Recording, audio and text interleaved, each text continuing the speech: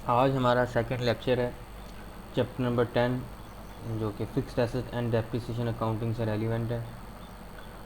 तो second lecture कल lecture के अंदर हम दो मेथड को डिस्कस कर चुके थे डेप्रिसिएशन के। उसके बाद हम आगे मूव करते हैं कि नेक्स्ट जो डेप्रिसिएशन के मेथड्स हैं उनको डिस्कस करते हैं। कल हमने जो डिस्कस किए थे उनमें स्ट्रेट लाइन मेथड था और रिड्यूसिंग बैलेंस मेथड था। आज हमने जो डिस्कस करने हैं वो हमारे पास sum of the year digit method है, number of units output method है, number of service hours method है। यूनिट्स मेथड को प्रोडक्शन मेथड भी बोला जाता है और number of service hours method को हमारे पास इसका एक और नेम है, वो भी जहन में नहीं आ रहा। चलें आगे आ जाएगा, हम देख लेते हैं इसको। ये क्वेश्चन गिवन था हमारे पास कि क्वेश्चन ये है हमारे पास प्रैक्टिस 10.1 के यकम तारीख 2009 यानी कि 1 जनवरी 2009 को हमारे पास एक अदद हमारे पास क्या जी मशीन है जो हमने परचेज़ किया है 80,000 रुपये की, 80,000 की कैश के ऊपर, और रेजिडुअल वैल्यू जिसका हमने एस्टीमेट लगाया है कि उसको हम कहते हैं, जिसको हम रेजिडुअल वैल्यू 2000 है और लाइफ उसकी 4 ईयर्स है। अगर हम ईयर्स में उसकी लाइफ देखें तो हमारे पास 4 ईयर्स है। अगर हम यूनिट्स में देखें तो हमारे पास 40,000 है कि 40,000 प्रोडक्शन कर सकती है वो मशीन। और अगर हम सर्विस आवर्स में देखें तो उसके लिए हमारे पास 12,000 आवर्स हैं। तो यहाँ पे हमें ये भी बता दिया गया है कि कितने प्रोडक्शन हमने पैदा क्या किए हैं, प्रोडक्शन की है, और सर्विस आवर्स कितने हमने यूज़ किए हैं। तो 2009 एंड 2000 में बताया दिया गया है हमें सर्विस आवर्स हमने यूज़ किए हैं 2000 एंड 2000 में 5000 हमने यूज़ किए, और यूनिट्स पर जो प्रोड्यूस किए हैं 7000 एंड 15,000 रिस्पेक्टिवली हमने प्रोड्यूस किए हैं पहले साल और दूसरे साल। स्ट्रेट लाइन मेथड हम कल कर चुके थे। स्ट्रेट लाइन मेथड का सबसे आसान फार्मूला है, फार्मूला ये है हमारे पास कि स्ट्रेट लाइन मेथड की जब भी हमने डेप्रिसिएशन कैलकुलेट करनी है, हमने सबसे पहले कॉस्ट में से जो उसकी रेजिडुअल वैल्यू है उसको हमने लेस कर देना है, फिर उसके बाद हमने उसको उसकी जो जितनी भी लाइफ है उसके ऊपर डिवाइड कर देना है। जब हम उसकी लाइफ पे डिवाइड कर देंगे तो हमारे पास ईयरली डेप्रिसिएशन आ जाएगी। तो इस तरह से हमने ये रिड्यूसिंग बैलेंस मेथड का एक ख़ास फार्मूला है। इसमें हम क्या करते हैं 1 minus N under root start residual value divided by cost, उसके बाद हम मल्टीप्लाई बाय 100 कर देते हैं। अंडर रूट को हम ब्रैकेट में क्लोज करके मल्टीप्लाई बाय 100 कर देते हैं। इससे हमारे पास एक डेप्रिसिएशन रेट आता है, और वो रेट हम पहले साल कॉस्ट के ऊपर हम करते हैं और दूसरे साल फिर हम बुक वैल्यू के ऊपर। फिर नेक्स्ट ईयर जितने भी हमारे पास साल आएंगे उनके हमने क्या करना है, बुक वैल्यू के ऊपर हम जो कि क्या कहते हैं जिसको डेप्रिसिएशन कैलकुलेट करनी है। ये जी हमारे पास दे दिया गया है जिसको हम क्या कहते हैं जी स्ट्रेट लाइन मेथड में। स्ट्रेट लाइन मेथड में आप सबसे पहले देख सकते हैं कि क्या किया हुआ, कॉस्ट ऑफ मशीन है उसमें से हमने लेस रेजिडुअल वैल्यू की है। जब कॉस्ट ऑफ मशीन में से हम रेजिडुअल वैल्यू को लेस करते हैं तो जो अमाउंट हमें हासिल होती है उसको हम डेप्रिसिएबल अमाउंट कहते हैं। क्या कहते हैं जी, डेप्रिसिएबल अमाउंट। तो जैसा कि हम मैंने आपको बताया था, cost of machine less residual value over useful life के बजाय हम जस्ट सिंपली हम ऐसे भी लिख सकते हैं depreciable amount over useful life. तो ये हमारे पास क्या आ जाएगा, डेप्रिसिएशन आ जाएगा, और उसको हम डेप्रिसिएशन का रेट भी इससे निकाल फाइंड आउट कर सकते हैं, और डेप्रिसिएशन भी ईयरली हम फाइंड आउट कर सकते हैं। और डेप्रिसिएशन स्ट्रेट लाइन मेथड के अंदर ईयरली आपका कहते हैं सेम रहता है। पहले साल भी वही डेप्रिसिएशन होगी, दूसरे साल भी वही, और तीसरे साल भी, और चौथे साल भी। यानी कि जितनी लाइफ है उतने ईयर्स ये आपकी डेप्रिसिएशन है ये सेम रहती है, चेंज नहीं होती। उसके बाद था रिड्यूसिंग बैलेंस मेथड। जैसा कि मैं ऑलरेडी आपको बता चुका हूँ कि इसका ख़ास फार्मूला है। उस ख़ास फार्मूले में हमने क्या करना है, 1 माइनस एन, एन हमारे यहाँ पे इसकी लाइफ है, उसमें से हम लाइफ को माइनस कर देंगे और रेजिडुअल वैल्यू ओवर कॉस्ट को हमने डिवाइड करना है, और उसके बाद इस पूरे को ब्रैकेट के अंदर क्लोज करके हमने इसको मल्टीप्लाई कर देना है 100 के साथ। तो यहाँ पे हमारे पास डेप्रिसिएशन का रेट आ जाएगा। इस डेप्रिसिएशन रेट को हमने क्या करना होगा, मल्टीप्लाई करना होगा जो हमारे पास पहले कॉस्ट के ऊपर पहले साल, फिर उसके बाद हमने बुक वैल्यू के ऊपर करना है। सब सवाल ये पैदा होते हैं यहाँ पे हम बुक वैल्यू कैसे फाइंड आउट करेंगे। बुक वैल्यू हम इस तरह से फाइंड आउट करते हैं कि डेप्रिसिएशन को उसकी कॉस्ट में से लेस कर दिया जाता है, या अकोमोलेटेड डेप्रिसिएशन को हम उसकी कॉस्ट में से लेस कर देते हैं। तो यहाँ पे हम दो तरह से हम लेस कर सकते हैं। एक तरीका ये है हमारे पास कि ये 80,000 कॉस्ट है, ये हमने 48,000 हमने फाइन की डेप्रिसिएशन, इसको हम 80,000 में से लेस कर दें। ये तो हमारे पास एक ही साल की डेप्रिसिएशन है। अब आगे डेप्रिसिएशन हमारे पास आ गई है 19,200 टू सेकेंड ईयर की। अब सेकेंड ईयर की डेप्रिसिएशन हमारे पास ये, या तो फिर हम इसको सेकेंड ईयर की जो बुक वैल्यू हमारे पास 32,000 इसमें से लेस करें तो हमारे पास नेक्स्ट ईयर की बुक वैल्यू आ जाएगी, या फिर हम इन दोनों को ऐड कर लें 48,000 एंड 19,200, जो कि हमारे पास तकरीबन बन जाएगा ये कितना जी, ये नो तकरीबन कोई 60 प्लस बनता है हमारे पास। इस क्या कहते हैं जी इसको, 68,000 बल्कि 67,200 की अमाउंट बनती है हमारे पास। 67,200 को हम क्या करेंगे, इस 80,000 में से लेस कर दें। ये जो दोनों को हम आपस में ऐड कर लेंगे, ये हमारे पास क्या कहलाएगी, अकोमोलेटेड डेप्रिसिएशन। इस तरह से भी हम फाइंड आउट कर सकते हैं। तो यहाँ पे लिखा भी हुआ है NBV is equal to cost minus accumulated depreciation. जितनी भी प्रीवियस ईयर की डेप्रिसिएशन होती है उसको हम ऐड कर लें तो हमारे पास वो क्या कहलाती होती है, अकोमोलेटेड डेप्रिसिएशन कहलाती है। इसको हम कॉस्ट में से लेस कर देते हैं तो हमारे पास क्या आ जाता है, NBV, जिसको हम बोलते होते हैं नेट बुक वैल्यू।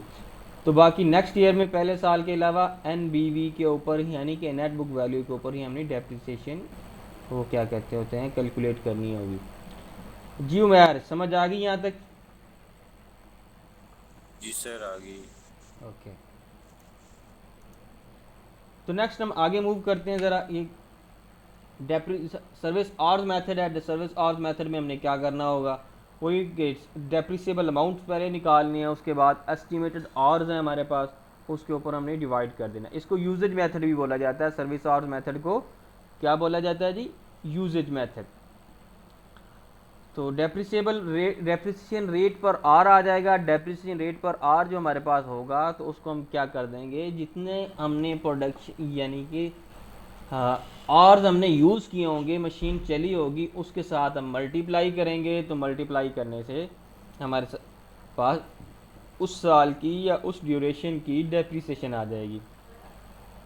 जैसा कि हम देख सकते हैं हमने 2009 में 2000 जो है वो प्रोड्यूस किए थे यूनिट्स, सॉरी 2000 आवर्स हमने मशीन को यूज़ किया है, और हम रेट निकाल चुके हैं 78,000 के ऊपर 12,000 को जब डिवाइड किया है तो 6.50 रुपीज़ 6.50 हमारे पास पर आवर इसका रेट आ गया। इससे हमने मल्टीप्लाई किया और 13,015 उसके बाद 32,500 हमारे पास क्या आ चुका है, इनकी डेप्रिसिएशन आ चुकी है।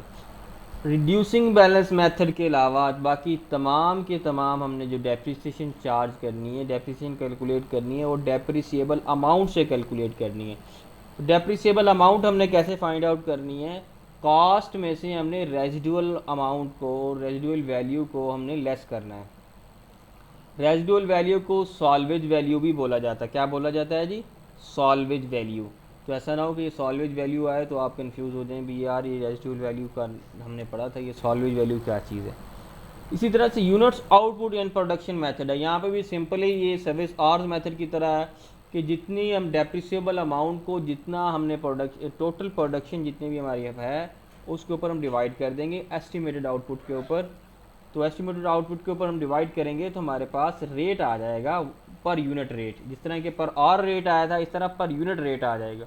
तो पर यूनिट रेट को हम जितने यूनिट्स हमने प्रोड्यूस किए होंगे उनके साथ हमने मल्टीप्लाई करना है। तो जब मल्टीप्लाई करेंगे तो क्या आ जाएगा, उस साल की या उस टाइम पीरियड की, उस ड्यूरेशन की हमारे पास क्या कहते हैं जी,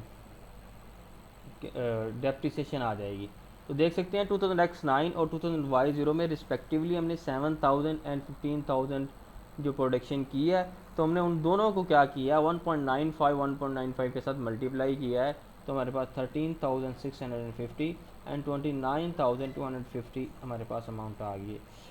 यहाँ पे डेप्रिसिएशन मुख्तलिफ़ चीज़ों पे हम मुख्तलिफ़ तरह से हम रिकॉर्ड करते हैं, मुख्तलिफ़ तरह से कैलकुलेट करते हैं। किसी के लिए हम स्ट्रेट लाइन मेथड, किसी चीज़ के लिए स्ट्रेट लाइन मेथड यूज़ किया जाता है। फॉर एग्जांपल हम ये यूज़ कर लेते हैं किसी ये बिल्डिंग के लिए, और जबकि मशीन वगैरह के लिए हम क्या करेंगे, सर्विस आवर्स मेथड या डेप्रिसिबल अमाउंट हम, या कोई भी ऐसी मशीन है जो कि ज़्यादा इस्तेमाल होती है जिसकी लाइफ कम है, तो उसके लिए हम रिड्यूसिंग बैलेंस मेथड हम यूज़ करेंगे।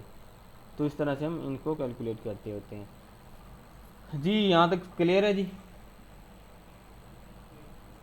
जी सर क्लियर है। सर जी वो तो उन्होंने बता दिया कि हम जो डेप्रिसिएशन मूव करते हैं 7000 मल्टीप्लाई 1.95, जो हमने 15000 मल्टीप्लाई 1.9 जो 50000 है, ये कैसे आया? ये 2 ईयर बाद आएगा ना? नहीं ऐसा नहीं, ये देखे ना, मैं क्वेश्चन में गिवन है, ये क्वेश्चन को देखो आप।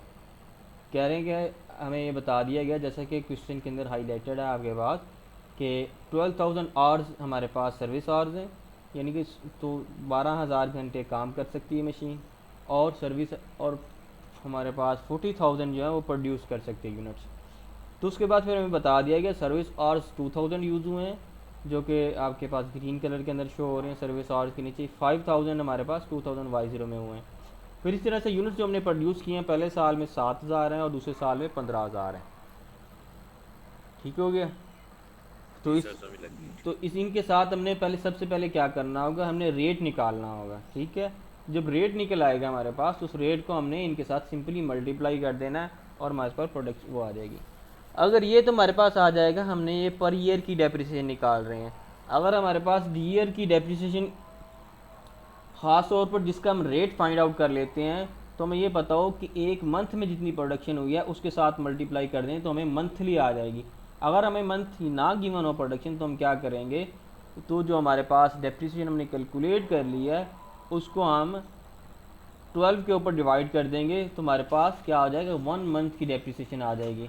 और 1 मंथ की डेप्रिसिएशन जब आ जाएगी, तो हमने जितनी मंथ की हमें चाहिए होगी उसके साथ मल्टीप्लाई कर सकते हैं।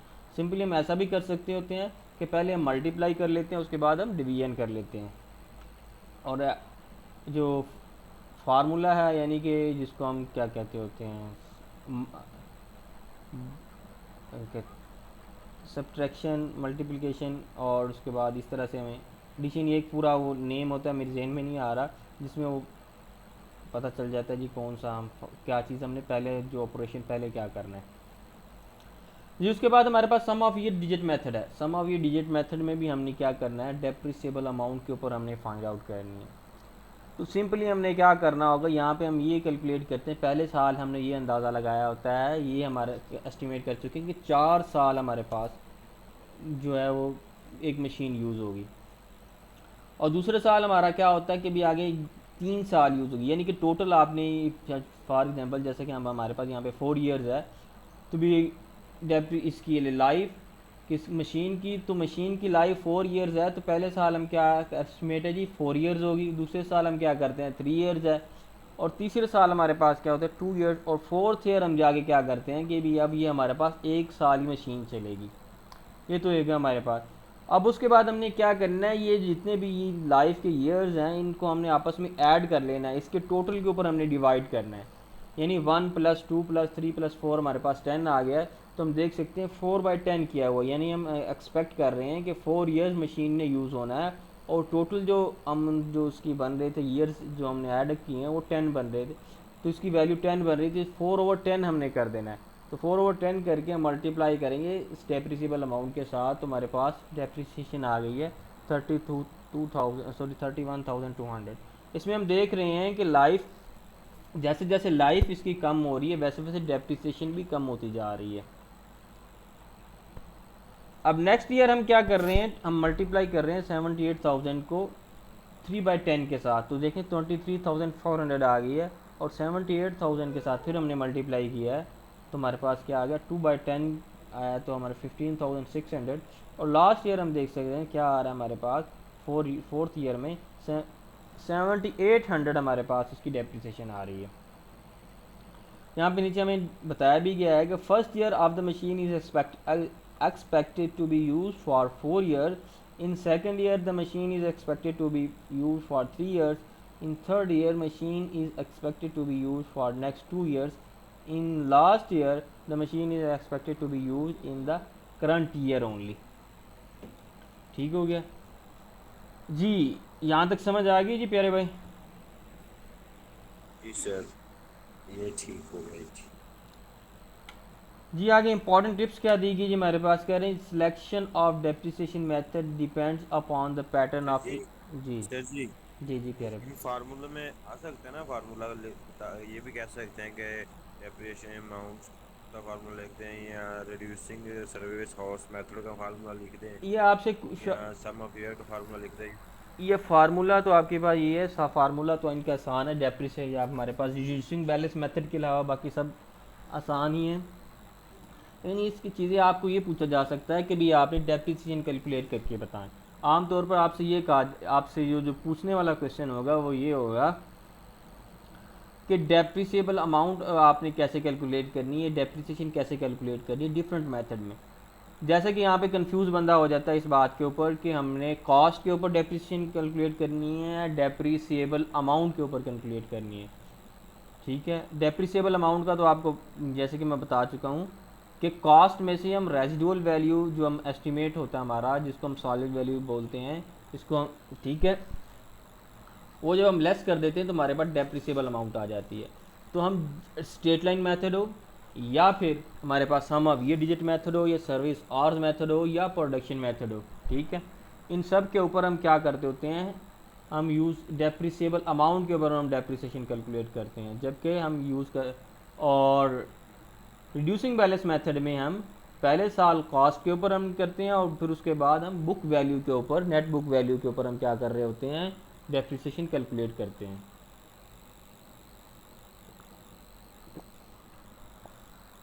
ये जो पॉइंट है ना आपके पास, इस पॉइंट को ज़हन में रखना है, इस चीज़ से आपसे पूछते हैं।